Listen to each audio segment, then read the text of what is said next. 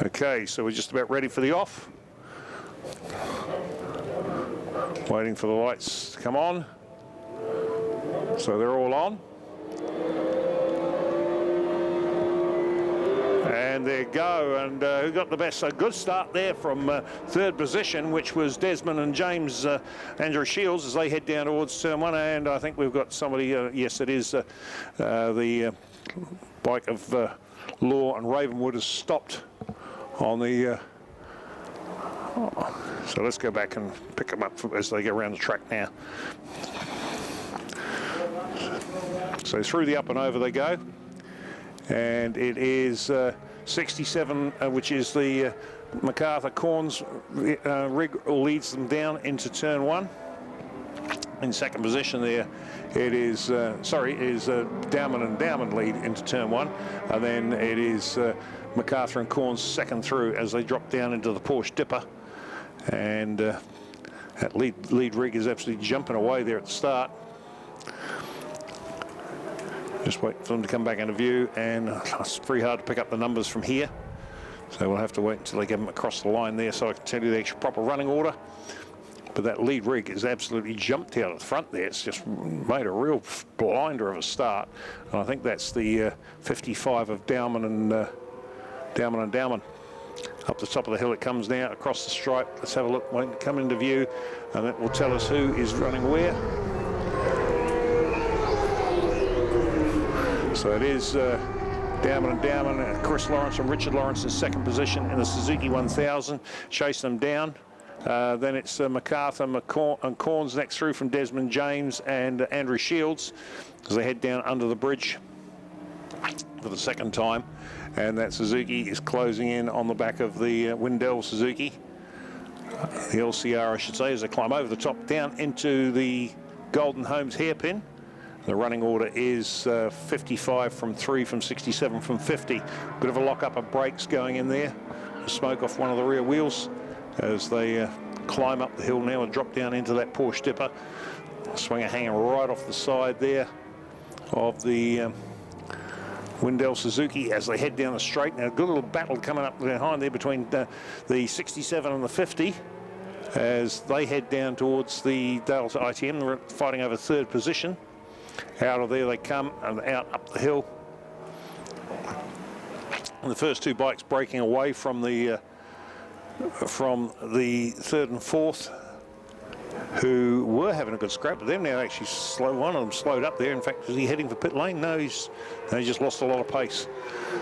So across the start-finish stripe now, and Lawrence are really quick. Another quick lap, 1:18.621, which is a second lap faster than the lead bike, 55. So I'm expecting we're going to see a scrap between these two in the not-too-distant future as they head down under the bridge for the third time and through the Giltrap corner as they come through the up and over there, heading over towards the Golden Homes hairpin, and that LCR Suzuki is closing in on the Windell Suzuki in front of him as they go down into the Golden Homes hairpin now. In third position, it's MacArthur and Corns, and they've pulled away from that battle between 55 and 135.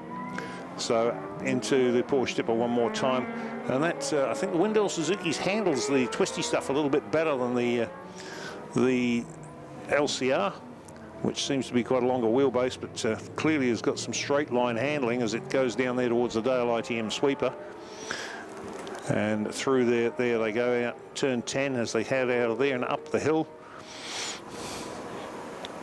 And the gap last time round was 0.4 of a second difference between the two. It looks a little bit closer this time. Let's see what it is.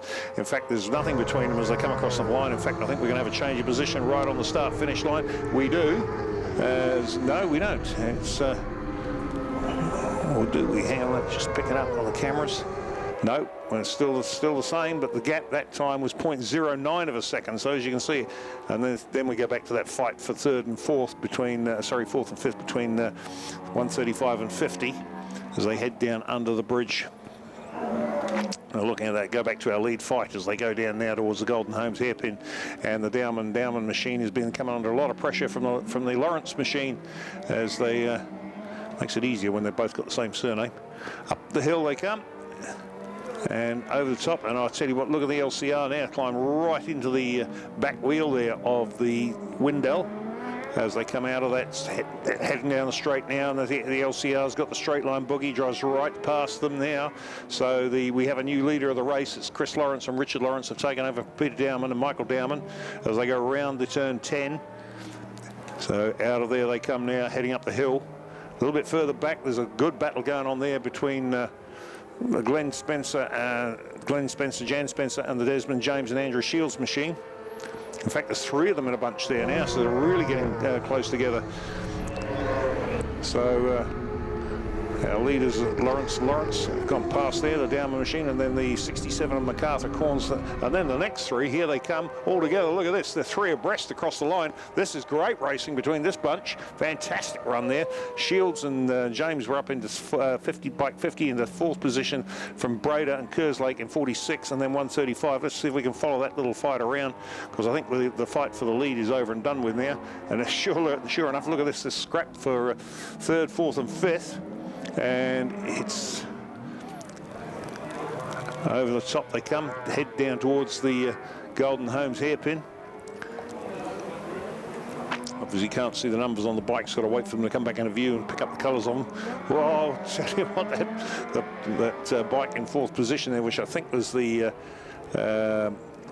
James Shields machine, got a little bit of a tank slapper on coming out of there. So it was wagging its tail, that's for sure. So then those 3 bikes head off down that straight now. Just trying to pick up where our leader is. Here comes our lead rig across the line. And our 2nd place there. Boy, he's opened up a big gap. Well, they've opened up a big gap, I should say, on the Dowman machine. And then the MacArthur McCorn's machine is catching the Dowmans, so that's getting a little bit closer now. Could be a change of, and then the next battle will go through. That was Brader and Kerslake led Spencer and Spencer.